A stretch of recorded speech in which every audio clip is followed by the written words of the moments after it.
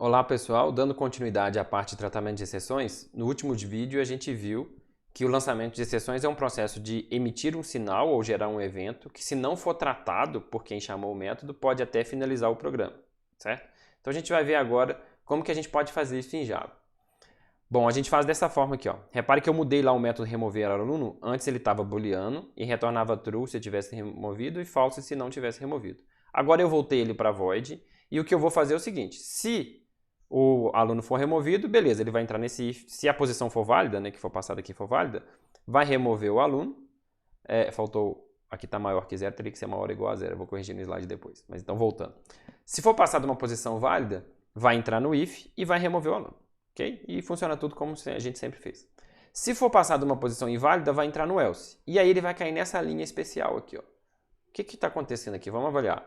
Primeiro, a gente tem um comando new. Então a gente está criando um objeto de uma determinada classe. Essa classe index of out of bounds exception é uma das classes de exceção do Java. Então, para a gente lançar uma exceção, a gente tem que criar um objeto de uma das classes de exceção. Tem várias, depois a gente vai entender melhor a diferença entre elas. Essa index out of bounds exception significa uma exceção de quando um índice está fora da faixa válida, que é justamente o nosso caso, certo? Então eu estou criando um objeto dessa classe. Essa classe tem um construtor que espera uma string, que é a mensagem de erro. Então eu estou criando um objeto, passando para o construtor a seguinte mensagem: a posição tal, que é a posição passada, né, aqui por parâmetro, não existe em alunos. Então se for passada uma posição 40, mas a lista tiver só 30 alunos, a mensagem da exceção vai ser: posição 40 não existe em alunos. E repare que eu crio esse objeto e eu lanço a exceção com a palavra throw. Throw é lançar. Então eu estou lançando um novo objeto de exceção. Quando eu faço isso, o que acontece? Quando a execução do programa chega nessa linha, esse método é abortado, o método remover aluno é abortado, certo? E a chamada volta para onde o remover aluno foi chamado. Se lá não tiver nenhum tratamento, a gente vai ver como capturar exceções. Se lá não tiver nenhuma captura de exceções, a execução do programa vai voltando na pilha de execução para quem chamou antes, para quem chamou antes, para quem chamou antes, até chegar no método principal, lá no main, e aí o programa é fechado, certo? Então o que a gente está fazendo aqui, entre aspas, é provocando um erro no programa, mas um erro com um bom motivo, né? A gente está indicando que um erro aconteceu. Então, ao invés de deixar um erro passar batido, a gente está gerando esse erro. Claro que a ideia é a gente capturar essa exceção e tratar essa exceção. A gente vai ver isso mais para frente. Mas, por enquanto, vamos só entender que nesse ponto aqui, o que a gente está fazendo é parando a execução desse método nessa linha, e isso vai voltar para o método que chamou, e ele vai precisar tomar alguma atitude. Ok? Então, em resumo, ao lançar uma exceção, duas ações são realizadas. Um objeto especial de exceção é criado, a gente está criando aqui, e a gente usa o comando throw para lançar uma exceção com esse objeto. Ok? Bom, então agora, explicando com mais calma o que eu acabei de explicar o que eu acabei de falar do processo de lançar a exceção. Quando uma exceção é lançada, a execução do método é terminada na linha de lançamento. Todo o resto do método, se existir, é ignorado. Ok? A classe que chamou aquele método, ou seja, no nosso exemplo aqui, a classe que tiver chamado o remover aluno, vai precisar tratar essa exceção. Se ela não tratar, a exceção continua voltando na pilha de execução para os métodos chamados anteriormente. Então, um método chamou o remover aluno. Aí voltou para ele. Ele não tratou, volta para quem chamou esse primeiro método que tinha chamado remover aluno. E aí vai voltando, até na chamada mais externa de todas. Se ele não for tratado em nenhum desses métodos, à medida que volta na pilha de execução, o erro vai chegar até o usuário e o programa vai terminar. Então, se for um programa de linha de comando, vai aparecer essa mensagem aqui, ó, posição tal não existe em alunos, isso vai aparecer para o usuário final, com mais uma mensagem de erro feia lá do Java quando dá pau, certo? E o programa vai fechar. Se for um programa com interface gráfica, a gente vai ver mais para frente como criar interface gráfica, vai aparecer uma daquelas caixas de mensagem com aquele erro para o usuário, mas não chega a fechar o programa geralmente. Então, observe que isso resolve o nosso problema com os tipos de retorno dos métodos e a situação dos construtores, certo? Porque repare que aqui, ó, o meu método aqui é void, mas se ele fosse booleano, o lançamento de exceção não tem nada a ver com o retorno, né? Ele está independente do retorno. Então, se eu tiver um método que o retorno falso é uma coisa válida, eu posso lançar a exceção que ele retorna falso é uma coisa e a exceção ser gerada é outra coisa. Tá ok? Repare ainda que se um método tinha um retorno e uma exceção foi lançada, nada será retornado. E isso levaria a uma situação inconsistente na classe cliente. Portanto, a exceção precisará ser tratada na classe cliente. O que eu estou querendo dizer aqui? Se eu estou num método que retorna alguma coisa e uma exceção foi lançada, aquele método não retornou nada. Então não tem como o método que chamou continuar normalmente, né? Alguma coisa vai precisar ser feita.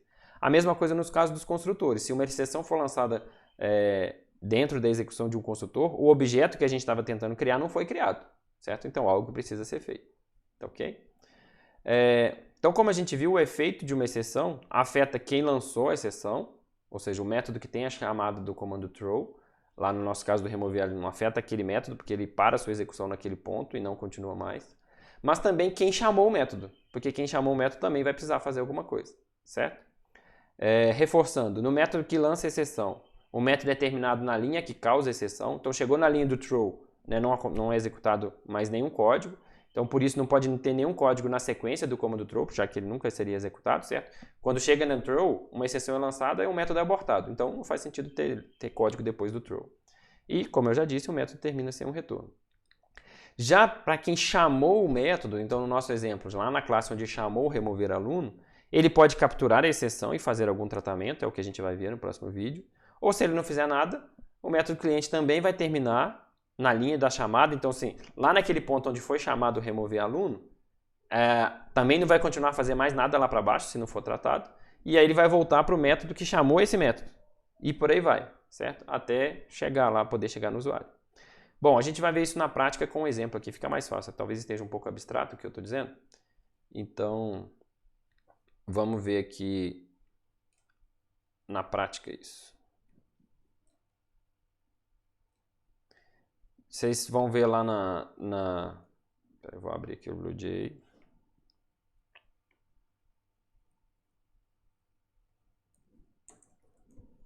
Vocês vão ver lá no campus virtual que está disponível lá, é o Agência Bancária V3, versão 3. Eu estou abrindo aqui o BlueJ e vamos ver melhor como que isso acontece aqui.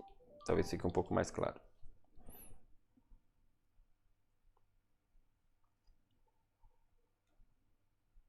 Está um pouco devagar aqui para abrir.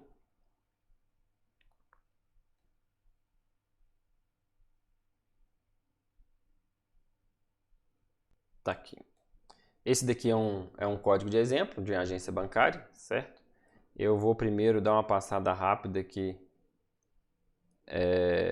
nele. Deixa eu só compilar aqui. Tá. Então aqui, ó. Primeiro, vamos executar aqui primeiro para vocês verem o que o programa faz. Ele é um programa simples, parecido com o exercício que tinha sido feito, se não me engano. Bom, tá aqui, ó. Bem-vindo à agência bancária, agência UFLA. Aí tem as opções: criar conta, relatório, depósito, saque, transferência, as operações básicas, certo? Então eu vou usar a opção 1 aqui para criar uma conta. Ele me diz que a conta 1001 foi criada. Beleza, eu vou criar uma outra conta. 1002 foi criada. Vou tirar um relatório, opção 2. Aí ele me mostra que o saldo das contas é 0. E agora eu vou fazer um depósito na conta 1001 no valor de R$50. Aí eu vou tirar um relatório para ver que deu certo, né? Tá aí o saldo R$50 da conta. Eu vou também fazer um depósito agora de R$100 na conta 1002.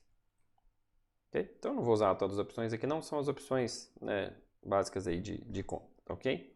Bom, mas o que eu quero mostrar para vocês aqui é o seguinte, ó. Se eu tentar fazer um depósito numa conta que não existe, então eu vou digitar aqui, ó, 3 depósitos, conta 1003, R$50. Ele está me dando uma mensagem aqui que a conta é inválida. Mas vamos ver como que isso está sendo feito exatamente no código. Primeiro aqui, ó, a classe programa, ela é uma classe que só tem um método main, né? E o que ela faz é criar a classe interface agência, que é quem faz a interface com o usuário, ok? A classe interface agência tem aqui um objeto do tipo agência, certo? Que é criado na hora que a interface agência é criado, ele espera que o nome da agência crie a agência com esse nome, e ele tem os menuzinhos aí e trata as opções de menu, tá ok? Depois a gente vai voltar aqui na opção de depósito. Aí eu tenho a classe agência, que uma agência tem um nome, tem uma lista de contas e tem um atributo estático para controlar aquela questão do número da conta, né? Quando vocês fizeram exercícios de atributo estático, vocês fizeram isso. Então eu posso declarar um atributo estático para controlar o número da conta, para o número da conta ser gerado de forma automática.